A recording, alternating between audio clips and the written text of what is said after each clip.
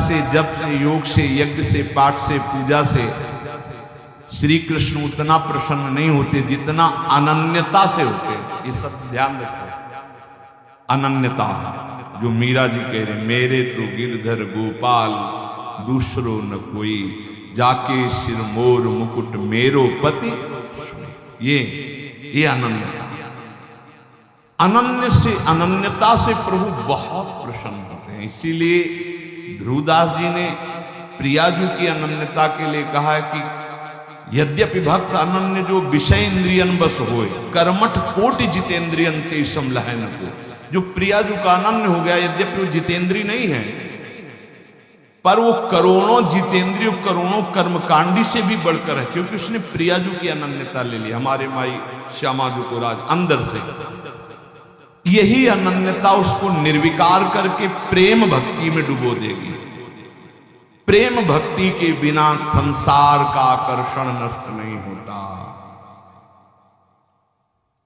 श्री कृष्ण जब कृपा करते हैं तो किसी को सखा बना लेते हैं, किसी को अपनी प्यारी गोपी बना लेते हैं, अपनी नित्य लीला में सम्मिलित कर देते हैं, किसी को सखी बना लेते हैं। पुरुषार्थ से कोई भगवान की लीला में प्रवेश नहीं कर सकता, अभिमान से कोई भगवान को प्राप्त नहीं कर सकता।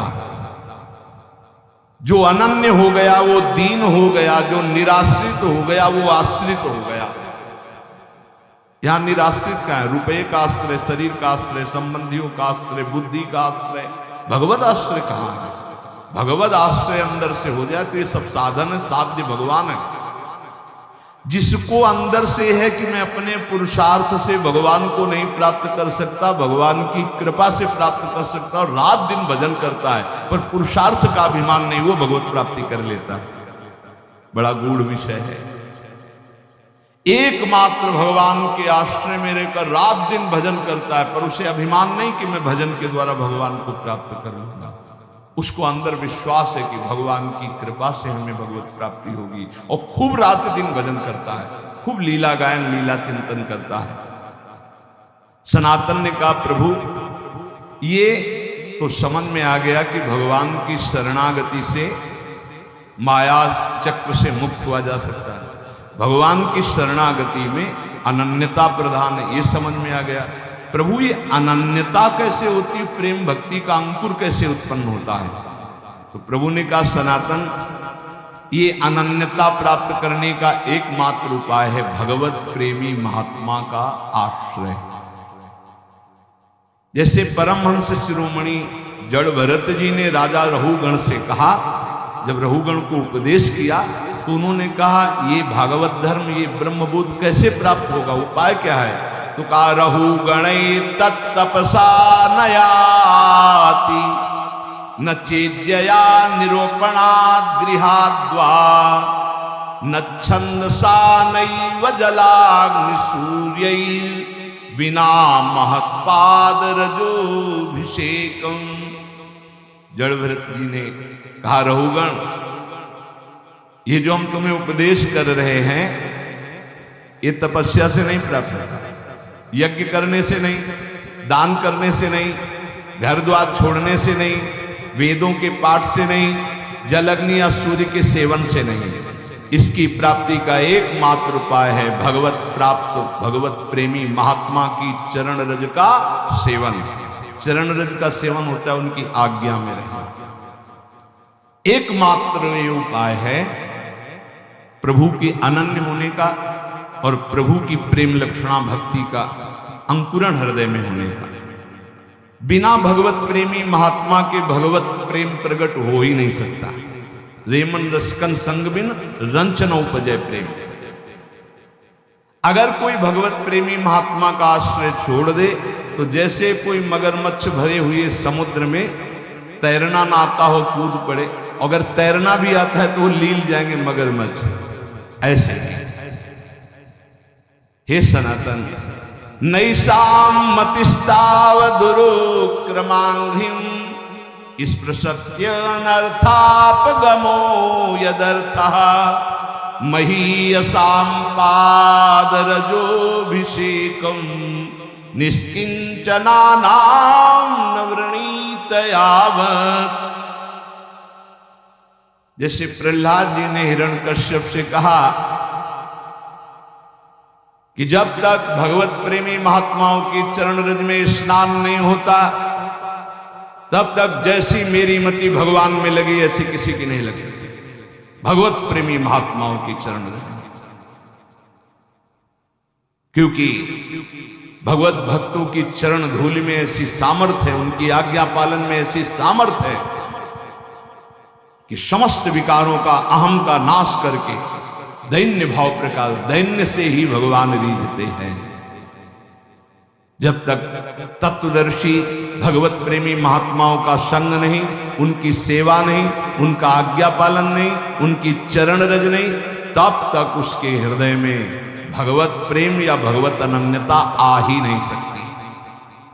इसीलिए भगवान ने अर्जुन जी को, देखो सामने विराजमान है जगत गुरु श्री कृष्णचंद्र, फिर भी क्या कह रहे कि यदि तुमको तत्वबोध प्राप्त करना है तो तद्विद्धि प्रणिपातेन परिप्रश्नेन सेवया उपदेक्ष्यन्ति ते ज्ञानम ज्ञानेनस्तत्वदर्शिनः। अर्जुन, तुम तत्वज्ञानी महात्माओं के पास जाओ, साष्टांग प्रणाम करो और कपट न रखते हुए दैन्य भाव से उनसे प्रश्न करो, विनीत भाव से, तब वो तुम्हें महात्मागण उनका उपदेश करें। तद्विद्धि प्रणिपातेन प्रश्नेन सेवा, साष्टांग दंडवत दैन्य होकर प्रश्न और उसका मनन, जैसे उत्तर हुआ उसका मनन किया तो फिर भगवान इसका कैसे हो सकता है, ऐसे प्रश्न होता है।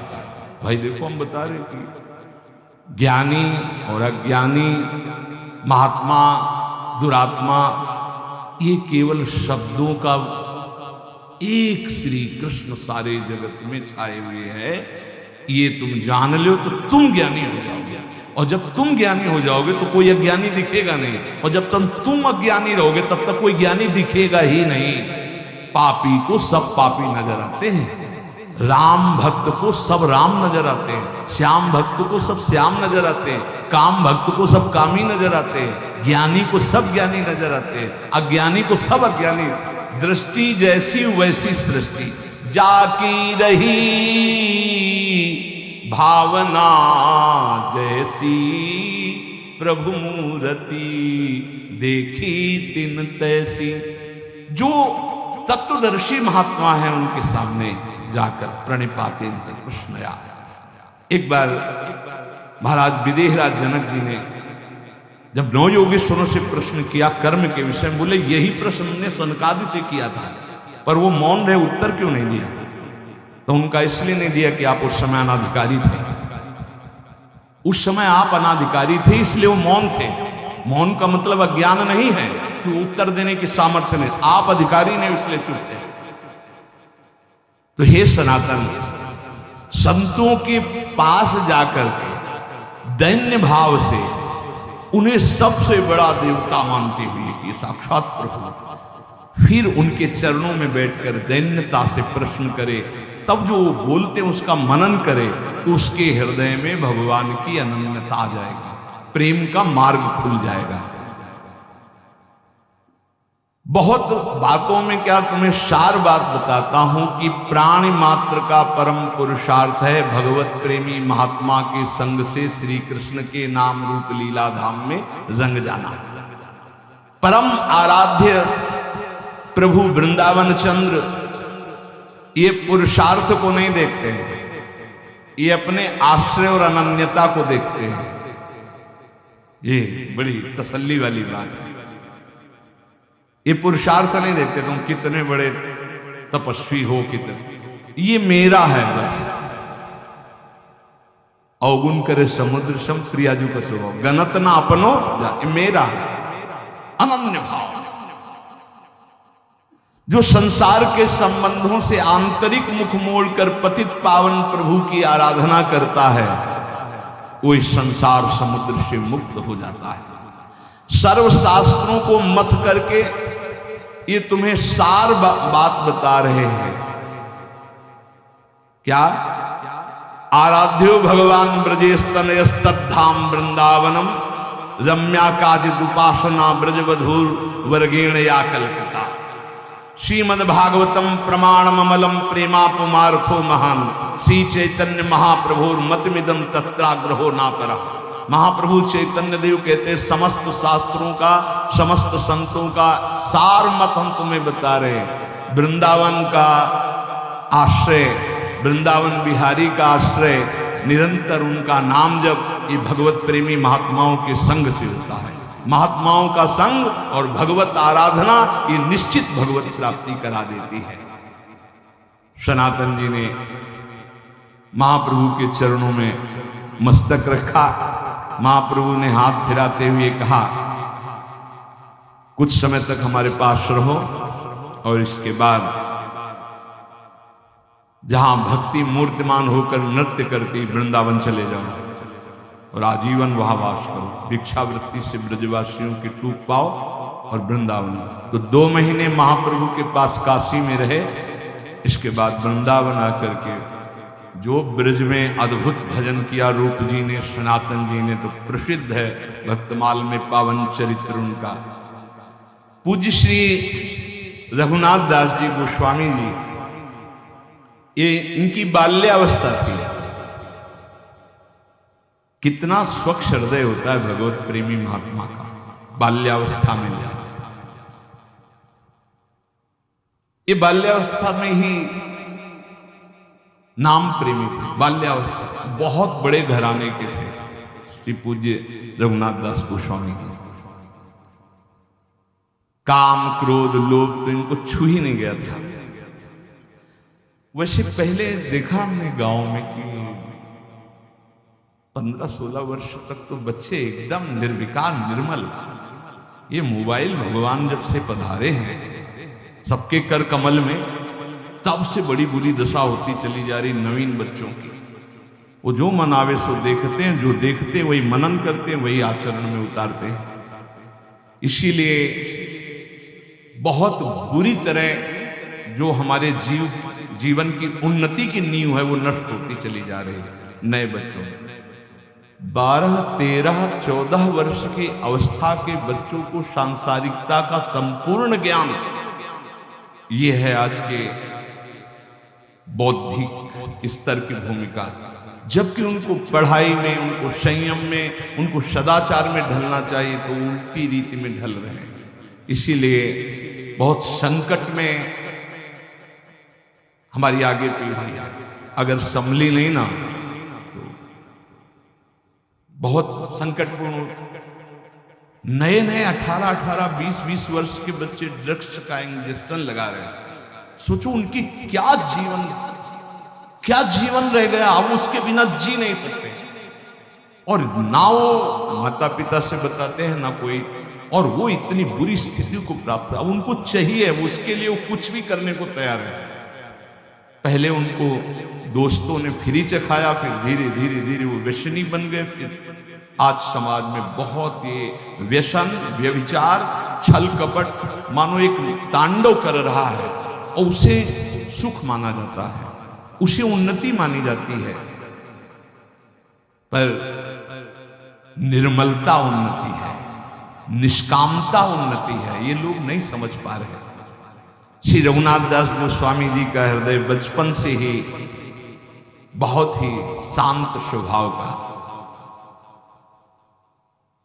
उनके घर में भी ठाकुर जी विराजमान थे, जैसे पूजा गृह होते, तो बचपन में ही ठाकुर जी के सामने बैठ जाते और मानो भगवान से बात करते, परम पावन प्रभु से बात करते, प्रभु के चरण स्पर्श करते जो छवि, और उनका नाम कीर्तन करते।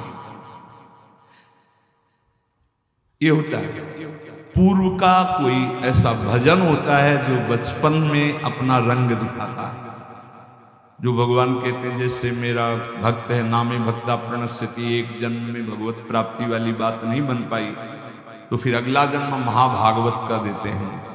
ऐसा जन्म देते हैं बचपन से भगवान का भजन, भगवान का मार्ग का अनुसरण, ये महाभागवत है श्री पूज्य रघुनाथ दास गोस्वामी जी। अभी तक इनके हृदय में किसी भी बात का आकर्षण नहीं था। जिसके हृदय में किसी बात का आकर्षण नहीं होता, उनको आकर्षण करने के लिए माया ने भगवान के प्रेमी महात्मा जन पधारते हैं। ऐसा ही होता। इनके पिता हिरण्य मजूमदार और उनके भाई गोवर्धन मजूमदार ये राजा महाराजा की तरह थे, ऐसा वैभव इनका था। बड़े जमींदार थे और बहुत ही बादशाह की तरफ से इनको सुविधाएं मिली हुई थी, स्वयं राजा महाराजा की तरह थे। अगर गंगा जी भी आचमन करने जाना है रघुनाथ दास गोस्वामी जी को, तो 4 बेतधारी और पालकी पे बैठकर, बालक हैं 4 बेतधारी इधर उधर चल रहे, पालकी से उतरे, गंगा जी का आचमन किया, पालकी में बैठे, घर आए। ऐसा 20 लाख रुपए उस समय आमदनी थी, 20 लाख रुपए की। 12 लाख रुपए बादशाह देता क्योंकि मजूमदार था। लाखों रुपए की जिसकी आमदनी उस समय, उसके क्या ठाट बाट होंगे। आज के 1 करोड़ रुपए और उस समय के 20 लाख रुपए शायद, या और करोड़ से भी ऊपर हो सकते। इतने धनी होने पर उनके दोनों जो पिता थे, तो पिता और पिता के भाई बड़े ही धर्मात्मा प्रकृति के थे। महाप्रभु चैतन्य देव जी तो जान रहे ना कि मेरा एक निज पार्षद कहां पल रहा है।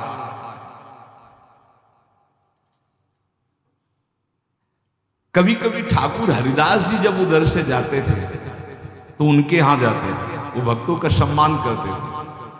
हरिदास जी की नाम निष्ठा देखकर रघुनाथ दास जी के नाम में प्रीति हुई थी, तो बचपन से ही कृष्ण कृष्ण कृष्ण।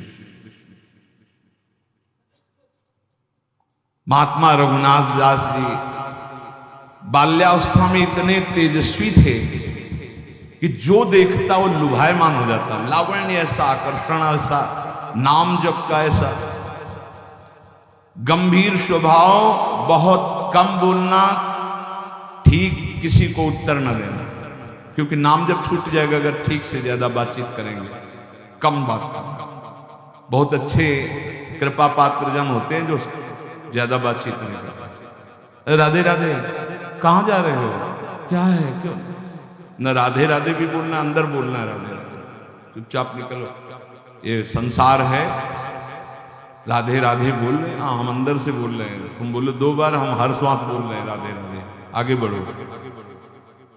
अगर कोई बड़ा पूज्य आता तो साष्टांग दंडवत करके चुपचाप एक तरफ बैठ जाते, बड़ी नम्रता, मानो स्वर्ण हो और उसमें भी सुगंध हो, ऐसे थे रघुनाथ दास जी।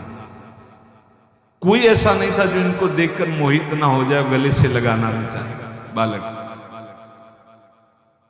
अब तो कुलगुरु बलराम आचार्य को संस्कृत पढ़ाने के लिए रघुनाथ दास जी अपनी जो ग्रंथ पोथी उनको लेकर आचार्य के घर जाते और पोथी रख देते। नाम में इतनी प्रीति, पढ़ने में रुचि नहीं होती कि इन सब का सार है नाम, बस नाम। ये देखो बड़े महापुरुषों को होता है, आप अनुकरण ऐसा न करना कि पढ़ाई के समय तो नाम ही हम जपेंगे और इस समय और अन्य समय उद्दंडता। ये हर समय भगवदानंद में डूबे वाले अवतारी महापुरुष हैं।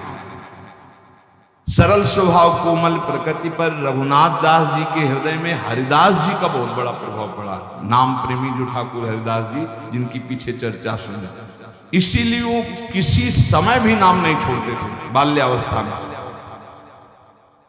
कभी कभी वो गुरुदेव के पढ़ाने पर भी खड़े हो जाते और नाम कीर्तन करने लगते, भावावेश आ जाता है। वो देखते रघुनाथ दास जी की नाम प्रियता, मन ही मन सोचते कि ये तो कोई अवतारी पुरुष है जो इतना नाम जापक है। जब उनकी अवस्था थोड़ी बड़ी हुई तो वैभव तो खूब था ही, पर उनका मन किसी भी वैभव भोग में नहीं लगता। उनका हृदय ये लगता कि भागो भागो यहां से। ये ऐसा ही होता है, ये पूर्व का होता है, ये विचारों का नहीं होता कि उसके विचार आए फिर वैराग्य ले लिया, ऐसा नहीं होता। ये पूर्व की धरोहर होती भजन की, वो भगाती, ऐसा होता है।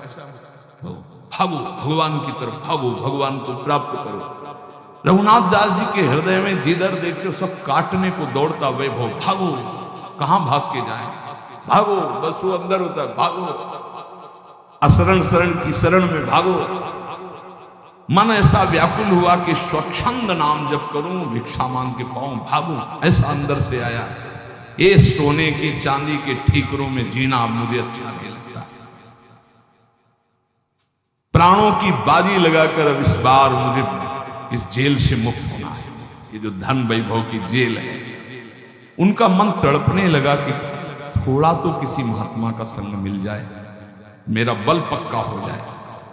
परिवार वालों ने जो भी इनका व्यवहार देखा कि न खान पान में रुचि, न भोग विलासिता की वस्तुओं में रुचि, ढेर सारी उनकी भोग सामग्रियों की, वहां तो खूब वैभव था ही, कोई चीज वो स्वीकार नहीं। क्या खाओगे, क्या पियोगे, क्या देखोगे, क्या चाहिए तुम्हें। ऐसी दशा में दोनों भाई चिंतित हो गए, पिता और ताऊ। वो हर समय गंभीर, बस कृष्ण नाम, कुछ नहीं हो। उस समय महाप्रभु संन्यास लेकर शांतिपुर में अद्वैताचार्य के घर आए हुए थे। रघुनाथ दास गोस्वामी जी ने चर्चा सुनी, महाप्रभु चैतन्य देव आए हुए हैं अद्वैताचार्य जी के घर, 4-5 दिन रुकेंगे। ये भागे घर से, मुझे दर्शन करना, महाप्रभु के दर्शन करने व्यवस्था की। बोले नहीं, पालकी में नहीं, पैदल भाग कर महाप्रभु के सामने गए। बालक ही थे, लौट गए। महाप्रभु ने कहा, और रघुनाथ दास नाम था तो रघु के आ दुलार से, और कहा बहुत समय से बिछुड़े थे, आज मिले। मतलब भगवत पार्षद है। तो संसार में चिरकाल से भटका हुआ जीव जब अपने स्वामी की शरण में पहुंचता है तो कैसा सुख मिलता है, ऐसा से रघुनाथ दास जी को सुख मिल रहा है। महाप्रभु ने गले लगाए रघुनाथ दास को।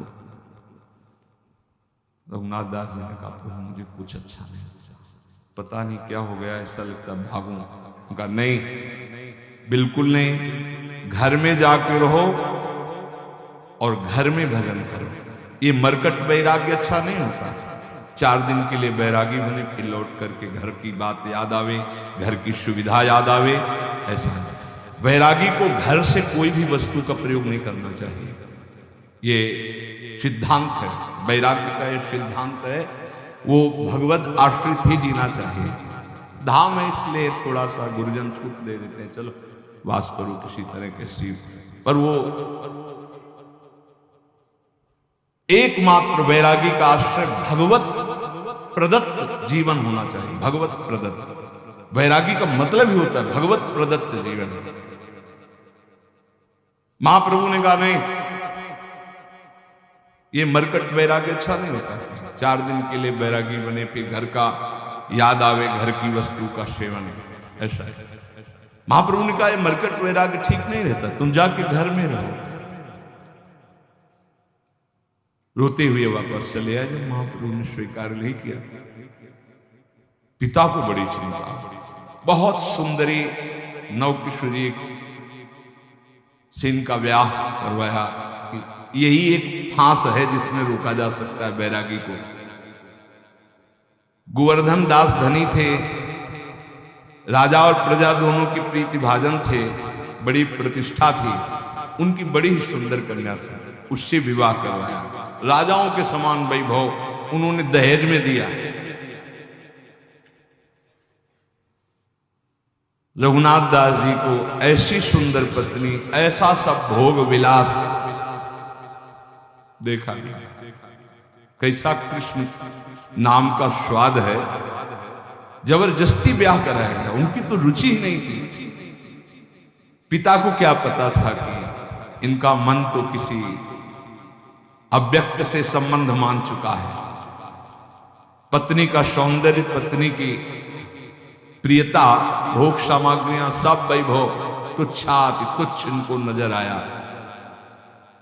इन्होंने बात भी नहीं की, ये भी प्रयास विफल गया। अब तो पूरे परिवार जलने लगा कि अब क्या होगा। अब तो कोई रास्ता ही नहीं कि इनको रोका जा सके। रघुनाथ दास जी ने अपनी पत्नी से एकांत में प्रेम से हाथ जोड़कर कहा कि हम आपसे प्रार्थना करते हैं, हमारा मन मधु श्री कृष्ण चरणारविंद, हम कभी आपसे बात नहीं कर पाए। ये जो जबरदस्ती हुआ है, श्री कृष्ण आपकी कृपा रक्षा करें, आप पर कृपा करें। उदासीन परिवार वाले कि ये प्रथम ब्याह से लेकर के बात ही नहीं, कोई चर्चा ही नहीं। बहुत ही सबको भय हो गया कि अब ये। जब रघुनाथ दास गोस्वामी जी ने सुना कि प्रभु वृंदावन नहीं जा सके, रामकेल से लौटकर अद्वैताचार्य जी के घर ठहरे, तो बड़ी नम्रता के साथ पिताजी के चरणों में प्रार्थना की कि मुझे महाप्रभु के दर्शन करने की आज्ञा दो, मैं शीघ्र लौटाऊंगा। अब वो तो समझ ही रहे थे कि इनकी दशा क्या है। तो उन्होंने कहा ठीक है, आप दर्शन करे आइए। आंखों में आंसू भरकर कहा कि एक बात केवल तुम ध्यान रखना, हमारे दोनों भाइयों के बीच में इतने वैभव में कुल के दीपक तुम ही हो। अगर कोई इधर कदम हटाए वैराग्य की तरफ आप ले गए, इधर से हटाए, तो हम लोग अनाथ हो जाएंगे। तुम हमारे जीवन के आधारों में जीवित रहता हूं, तुम्हें देखकर तुम्हारी हर बात को मैं बर्दाश्त कर रहा हूं, लेकिन हमारी आंखों से बाहर चले गए तो हम लोग प्राण त्याग देंगे। मेरी प्रार्थना है, मेरे सफेद बालों की तरफ देखकर, मेरे आंसुओं की तरफ देखकर, जब तक मैं जिंदा रहूं तो ऐसे कदम मत निकालना। बस इतनी हमारी प्रार्थना। बड़े दैन्य होकर पिताजी ने, ताऊ जी ने ऐसा, पर जो निर्मम भगवान के प्रेम में है उसको इन ममता आंसुओं का कोई प्रभाव नहीं पड़ता। रघुनाथ दास जी ने चरणों को स्पर्श किया और कहा, पिताजी मैं बिल्कुल चाहता हूं कि आपके अनुकूल जाऊं, पर मेरा चित्त मेरे वश में नहीं है। ऐसा लगता है कि मेरे चित्त में कोई बलात् बैठा हुआ करवा रहा है। मैं बहुत चाहता हूं कि मैं आपको कभी कष्ट न दूं, पर अब आपसे मैं ये वचन देता हूं, अभी तो लौट के आ जाऊंगा, पर मेरा मन मधु श्री कृष्ण के लिए तड़प रहा है। एक पालकी मंगवाई गई, उसमें रक्षकों को राजकुमार की भांति इनको सजाकर सब भेंट की सामग्री महाप्रभु के लिए, जो ही घर से बाहर गली में आए फिर कूद पड़े, सब छोड़ दिया, नंगे पैर भागे वहां से। कौन प्रपंच पालकी, सब धूप में नंगे पैर, सुकोमल शरीर, और महाप्रभु के चरणों में जाके दूर से साष्टांग प्रणाम। महाप्रभु ने कहा, आ गया रघु, फिर छाती से और कर कमल से इनके घुंघराले बाल ऐसे सहलाते हृदय से लगाया। तुम धूप में अकेले क्यों आए, तुम्हारे साथ रक्षक नहीं आए, पैदल क्यों आए नंगे पैर? का प्रभु नौकर जन भी थे साथ में, उस रक्षक पालकी भी थी, पर प्रभु मुझे अच्छा नहीं लगा, मैं ऐसे, क्षमा कीजिए। महाप्रभु मुस्कुराए। रघुनाथ दास जी ने आंसुओं से भिगोते हुए महाप्रभु के काशाय वस्त्र में से कहा, प्रभु अब दूरी सही नहीं है, अब आप अपने से दूर मत कीजिए मुझे। महाप्रभु ने कहा, कोई कार्य जल्दीबाजी में नहीं, तुम पर श्री कृष्ण की असीम कृपा है, पर जब तक इंतजार करो, वो समय आएगा, तुम इंतजार। रघुनाथ दास जी ने कहा, प्रभु कारावास भी किसी को अच्छा लग सकता है? ये पिता का वैभव, ये पिता का सब सुख सामग्री मुझे कारागार लगता है, मुझे छुड़ा लो इस कारागार से। महाप्रभु ने कहा, क्या तुम्हें परेशान? बोले, प्रभु हर समय हमारे ऊपर अंगरक्षक पहरा दे रहे हैं कि अगर मैं एक कदम भी चलूंगा तो पहरेदार साथ होंगे। प्रभु मुझे गृह बंधन से मुक्त कर दो, मैं बहुत महाप्रभु ने कहा, चिंता मत करो, तुम तो मुक्त पुरुष हो, तुम्हें कौन बांध सकता है। रघुनाथ, पर घर तुम्हारे लिए बंधन नहीं हो सकता। देखो, जब घर में ममता करे तो वो बांध सकता है, तुम तो श्री कृष्ण की ममता वाले हो। तुम आसक्ति छोड़कर घर में रहते हुए, तुम्हारा ब्याह हो गया है स्त्री से, पिता से, वैसे प्रेम में व्यवहार करो। महापुरुष जन देखते हैं हृदय की स्थिति। रघुनाथ दास जी ने कहा, प्रभु मुझे इन खिलौनों में बहकाओगे अब भी? क्या प्रभु आप देख नहीं रहे हो कैसी आग लग रही है मुझे इन खिलौनों से? प्रभु मैं समझ रहा हूं अनाधिकारी हूं, इसीलिए आप इन खिलौनों की बात कर रहे हो। प्रभु अब नहीं, अब तो श्री कृष्ण चाहिए। प्रभु जो आपका कृपा कोर नहीं पाया उसी को खिलौने अच्छे लगते हैं। नहीं प्रभु, आप जो उपदेश कर रहे हो उनके लिए ठीक है, जो धर्म पूर्वक गृहस्थ का पालन करते हुए भगवत प्राप्ति की बात सोचे। प्रभु मैं तो सिर्फ आपका बच्चा हूं, आपके चरणों के समीप रहना चाहता हूं। मुझे ना स्त्री में आसक्ति है, ना घर में आसक्ति है, ना भोग में। प्रभु मुझे काटने को दौड़ता है सब कुछ, मुझे मुक्त करा दो। प्रभु ने कहा, जो तुम कुछ कह रहे हो सब ठीक है, फिर तो मैं कह रहा हूं कि मरकट बैराग्य ठीक नहीं। वो कभी फिसल नहीं सकते जिन्होंने कष्ट को गले लगाकर आगे बढ़ा है, और जिन्होंने संपत्ति को देख करके कि अमुक आश्रम के गुरुदेव संपत्तिवान, उनके शिष्य बनेंगे, हम उनके अधिकारी बन जाएंगे, जब विपत्ति आएगी, कष्ट आएंगे तो फेल हो जाएंगे। कभी भी संपत्ति को देखकर शिष्य नहीं बनना चाहिए, वैभव को देखकर शिष्य नहीं बनना चाहिए, सदैव भगवान को देख करके आगे बढ़ना चाहिए। जो ये क्षणिक वैरागी होते, इन पर जब कसौटी कसती है माया, तो ये लोग भाग पड़ते हैं, फिर इनको घर ही में देखा जाता है। महाप्रभु के रघुनाथ दास जी ने कहा, प्रभु कसौटी तो वैरागियों की होती, हम तो आपके बच्चा है। ये बहुत बचने का बहुत सुंदर उपाय है।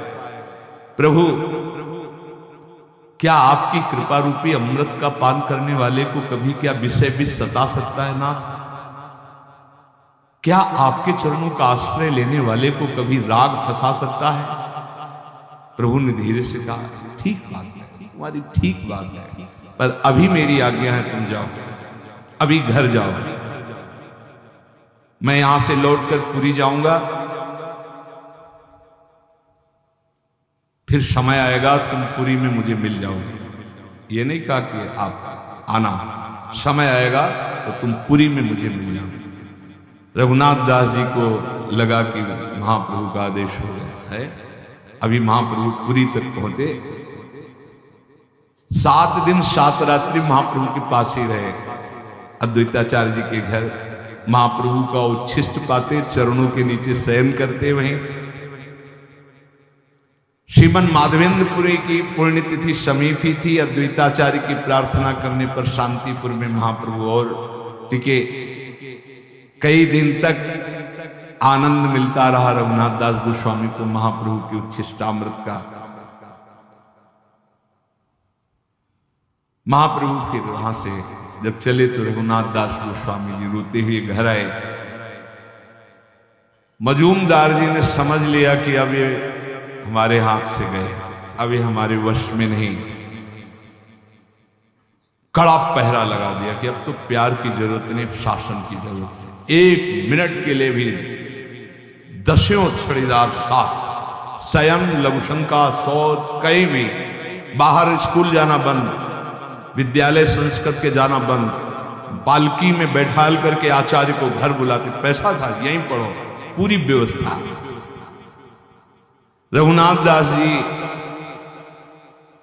जब इतने बंधन में कुछ दिन रह रहे थे तो किसी वैष्णव के मुख से सुना कि महाप्रभु वृंदावन से होकर जगन्नाथपुरी में आ गए। बस उनके हृदय में छा गया।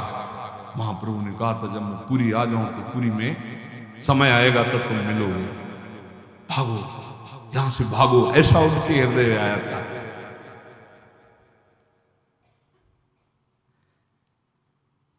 जो आचार्य पढ़ाने आते थे उनके मन में आया कि निकलने का एक ही उपाय है कि इन्हीं के संग पीछे निकला जाए। पीछे पीछे आचार्य के चलने लगे। उन्होंने कहा कि बस बस सम्मान के लिए इतना ही काफी है, तुम अंदर जाओ, क्योंकि तुम्हारे पिता ने इतनी सुरक्षा कर रखी है। मन में कि बंदी की तरह अब मुझे जीवन नहीं जीना है, क्षण भर के लिए भी जीवन नहीं जीना।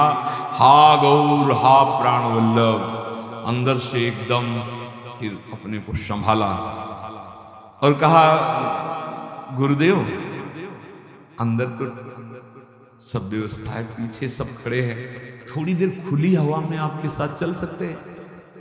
आपकी आज्ञा जहां होगी थोड़ी देर के बाद में। हृदय में आग जल रही कि बस केवल घर से बाहर निकलकर गली में पहुंचे, इनको उधर जाना होगा, मैं जगन्नाथपुरी के लिए भागू। भला है विचार करो, जिन महापुरुषों के पास इतना वैभव था, सुंदर पत्नी, सब व्यवस्था, कैसा भगवत भजन का आकर्षण होता है। इसे वैराग्य कहते हैं। वैराग्य से कहते हैं। वैरागी की तीन ही गिरने की खाइयां हैं, कंचन, कामिनी, कीर्ति। तीनों बात इनकी घर में ही थी, उनको ठुकरा करके भगवान के लिए। ऐसे महापुरुष कितना वैराग्य में जीवन व्यतीत किए भगवान के प्रति।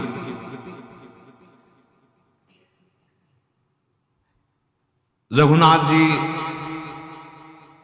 जैसे कोई बावरा हो गया हो, पीछे पीछे उनके चले।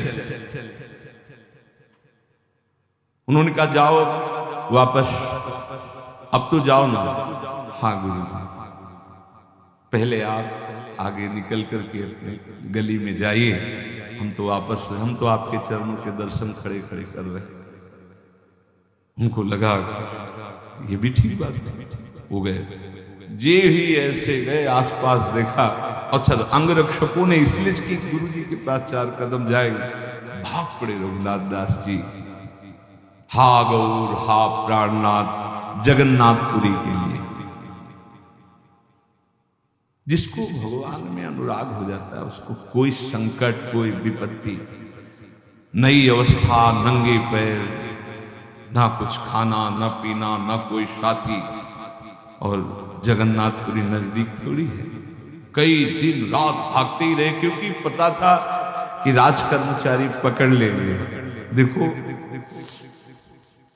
जिस सुख के लिए बैरागी फिसल सकता है, उन सुखों को कैसे छोड़कर भगवान के मार्ग का अनुरागी भागता है। कहीं मेरे पिता के राज कर्मचारी मुझे पुनः पकड़कर घर ना ले जाएं, इसलिए रात दिन भाग रहे जंगल के रास्ते से। जैसे परशुराम जी की बेटी करमेती बाई, जब वो वृंदावन के लिए भागी, जब देखा कि गवन के लेने वाले आ गए, तो उनका ये जीवन तो श्री कृष्ण को है, दूसरा कैसे इसे स्पर्श कर सकता है। रात में भागी स्त्री शरीर, सोचो मतलब कितना प्रबल बल होता है भगवान का। अब सुबह हुआ, मां ने देखा कि अरे रिश्तेदार तो बैठे हैं जो बेटी को लेने आए हैं, और बेटी ही गायब हो गई। परशुराम जी से कहा, उन्होंने तुरंत राजा को सूचना की। राजा उनके शिष्य थे, राज कर्मचारी घोड़ों पे भागे, चारों तरफ सूचना दी कि वृंदावन के मार्ग में होगी, क्योंकि वृंदावन वृंदावन पुकार रही, तो जरूर वृंदावन भाग के जाएगी, इधर घोड़े दौड़ाएगा। श्री कृष्ण अनुरागी करमेती बाई ने भी सोचा कि सबको पता मैं वृंदावन जाऊंगी। थोड़ी दूर में देखा, टॉप से, जो घोड़ों के टॉप से धूल उड़ती, उन्होंने समझ गए राजकर। वहां एक ऊंट मरा हुआ पड़ा था। सोचो ऊंट की कितनी बड़ी दुर्गंध, सड़ा हुआ, उसमें के पेट में जो ऐसे पशुओं, हिंसक पशुओं ने खाया था, खोखला बन गया था ढांचा, उसके अंदर घुस गई। 3 दिन 3 रात तक उसके अंदर कितनी सड़न में, उनको कोई सड़न नहीं लग रही। कृष्ण कृष्ण कृष्ण कृष्ण, सब रास्ते खुलवा। जब उनको लगा कि अब कोई नहीं, तब बाहर निकली और वृंदावन के लिए आई। ये कैसा भगवान के अनुराग का मार्ग, जहां संसार के भोगों के लिए लोग पागल घूम रहे हैं, ये श्री कृष्ण बावरे जन बमन की तरह उनको त्याग